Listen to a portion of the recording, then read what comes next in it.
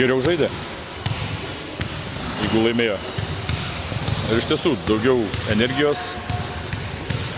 Kaip aš mėgstu sakyti, kad jeigu ko nors trūksta, trūko Nimliai, komanda labiau mobilizuojasi, labiau kiti pasiima iniciatyvos, nebijo imtis iniciatyvos.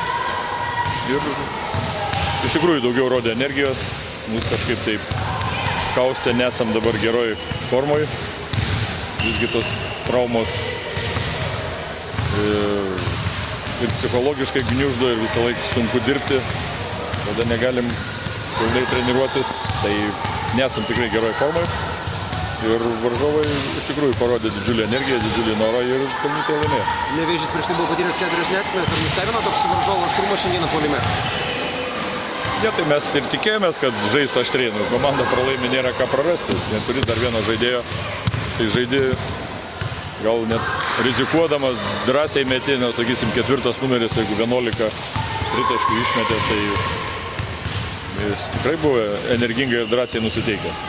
Ir dar pėdą pataikė, ne tik, kad išmetė.